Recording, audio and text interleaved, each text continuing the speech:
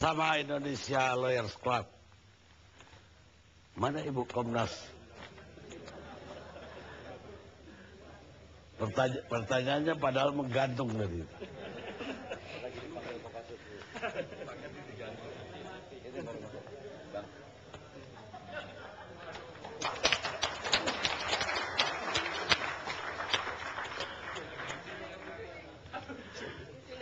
Pertanyaannya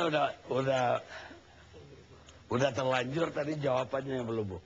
Ya, Komnas HAM berkepentingan untuk melakukan klarifikasi, konfirmasi, dan minta tambahan keterangan berkait dengan hasil temuan Komnas HAM di lapangan.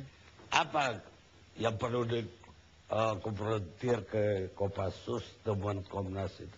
Iya, ada peristiwa sebelumnya, dua peristiwa sebelumnya, sebelum serangan ke lapas yang yang menjadi korbannya adalah Kopassus yang katanya sekarang sudah tidak Kopassus lagi tapi di Kodim. Hal-hal seperti itu yang kami perlu klarifikasi, konfirmasi, dan juga berkaitan dengan apel yang dilakukan pada malam hari pasca peristiwa penyerangan dan sebagainya. Jadi karena Komnas HAM memiliki kewenangan untuk melakukan penyelidikan, maka Komnas HAM ingin melakukan mengumpulkan seluruh informasi, data, termasuk berkaitan dengan para pihak yang terkait dengan peristiwa tersebut. Ya, tapi dengan ngotot mau ke Kopassus, bahkan melalui Pangap pun minta ketemu Danjen Kopassus, seolah-olah Komnas HAM tertumpu ke sana, terfokus ke sana. Tidak. Persoalannya karena memang ada mekanisme di Kopassus yang untuk bertemu dengan Komnas HAM harus mendapat izin dari Mabes. Jadi itu. Kalau pada Ibu kan nggak minta saya mau ketemu Danrem atau saya mau ketemu Pangdam, tapi Ibu langsung kepinginnya ke Kopassus. Makanya jadi pertanyaan saya, kenapa Ibu ngototnya ke Kopassus? Jadi sebenarnya tidak hanya ingin ketemu Kopassus saja, tapi juga ingin bertemu dengan Mabes Polri pun kami akan ketemu, pihak Danrem, Pangap, Ibu dan bagaimana sebagainya. menanggapi apa yang terjadi di Poso, di Palopo, dan di Dolok, Simalungun? Iya, dan hari ini juga Komnas HAM ada di Buol karena masyarakat perkebunan sawit di sana sedang berhadapan dengan Brimob dan Angkatan Darat. Jadi Pak Karni, ada persoalan rasa aman yang dirasakan hampir semua warga Indonesia sekarang ini. Karena dimanapun ternyata bagi kita itu tidak aman, termasuk di lapas pun itu tidak aman. Satu kasus lagi yang perkosaan yang dialami oleh tahanan di Polres Poso. Jadi ini kami sedang juga melakukan investigasi dan penyelidikan atas peristiwa itu.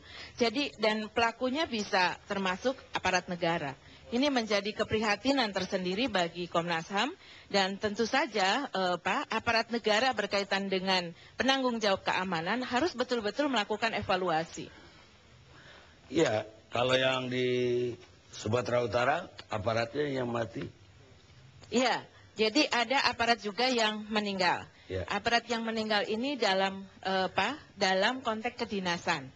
Ya. Jadi dia sedang melakukan dinas untuk melakukan penggerebekan terhadap perjudian. Itu. Nah itu adalah menjadi tanggung jawab institusi. Gitu. Yang saya tanyakan dari Komnas HAM melihatnya bagaimana? Jadi gini. Kalau soal hak hidup, tugas jadi negara. Ya betul. Jadi gini, kalau kita lihat dari perspektif hak asasi manusia, hak hidup itu adalah hak yang tidak bisa dikurangi dalam kondisi apapun, gitu. Jadi itu paham-nya. Kalau dari perspektif HAM, jadi siapapun yang diambil hak hidupnya itu adalah pelanggaran HAM. Kemudian termasuk juga penganiayaan. pernyataan Komnas HAM ketika yang meninggal itu aparat negara. Ya. Ketika TNI ketembak di Papua, Komnas juga saya dengar. Tapi itu agak berbalik. Seandainya polisi yang meninggal itu menembak mati massa yang royok dia, Komnas akan teriak terjadi pelanggaran hak asasi.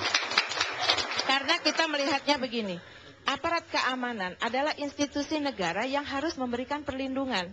Jadi Komnas HAM tugasnya adalah melakukan pemantauan terhadap negara dalam memberikan perlindungan, gitu. Iya, tapi kalau situasinya ya seperti yang di Simalungun tersebut, di mana nyawanya yang jadi taruhan, dan seandainya dia menembak, itu yang terjadi, si polisinya akan dikutuk juga oleh Komnas HAM. Tapi karena dia yang mati, ya Komnas HAM diam saja udah. Ya, karena ada aparat negara yang memang bertugas, bertanggung jawab. Jadi gini, dalam perspektif hak asasi manusia, itu kan ada dua, pelanggaran HAM biasa dan pelanggaran HAM berat. Nah, pelanggaran HAM berat itulah yang menggunakan Undang-Undang 26 tahun 2000 tentang peradilan HAM. Nah, kemudian ada pelanggaran HAM biasa yang sekarang ini masih menggunakan dan masuk dalam KUH pidana. Baik Bu, saya mau ke kontras. Kontras katanya yang pertama turun investigasi. Apa yang diketemukan kontras? Baik, yang pertama polisi, Bang Karni. Kita ke lapangan itu sekitar pukul 2 ke lokasi.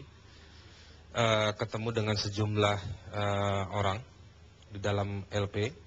Dan kita mendapatkan beberapa catatan tentang peristiwa itu, 15 menit kurang lebih. Terjadi sekitar jam 12.30 kurang lebih.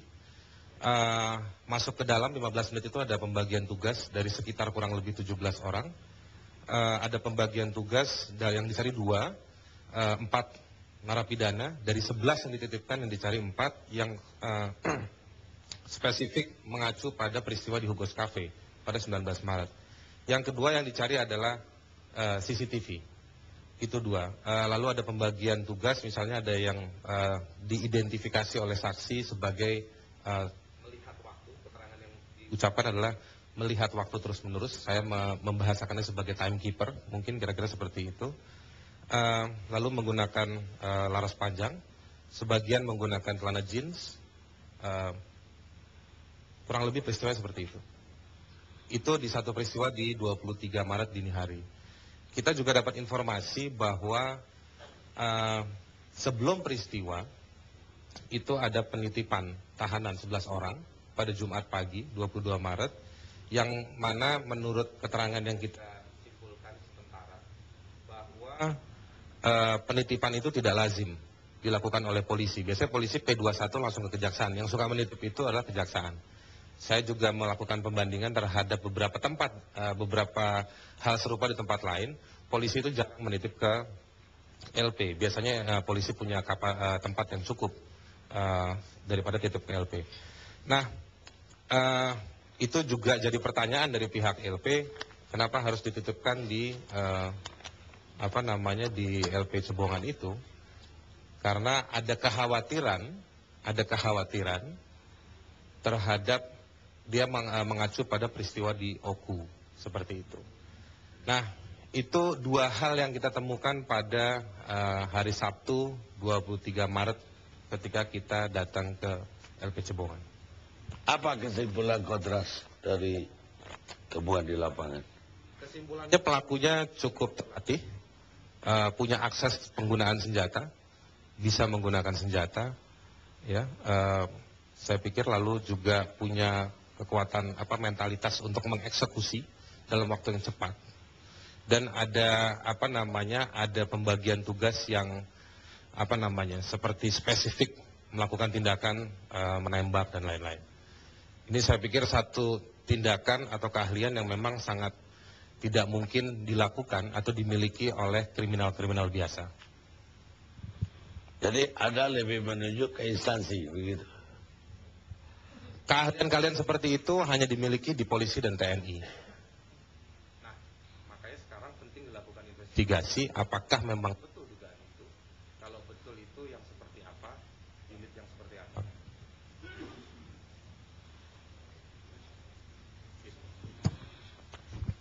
Ada indikasi Anda terhadap kemungkinan kemana? Sebenarnya yang mengindikasikannya itu soal senjata laras panjang.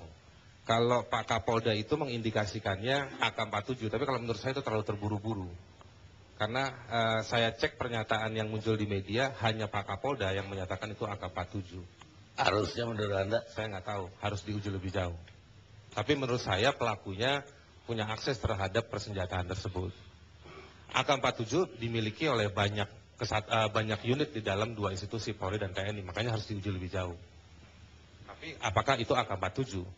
Bisa jadi senjata laras panjang yang lain, kan gitu. Baik, Bu Endardi. Saya kira pertama-tama saya ingin katakan bahwa ini persoalan luar biasa sebenarnya, bukan persoalan biasa. Jadi jangan kita belokkan nanti jadi persoalan biasa seperti banyak kasus, ya. Ini saya kira daya pancar efek dari kasus ini sendiri, penyerangan ini tidak saja mengakibatkan demoralisasi di kalangan lapas ataupun polisi, tapi juga menimbulkan satu teror yang luar biasa kepada publik.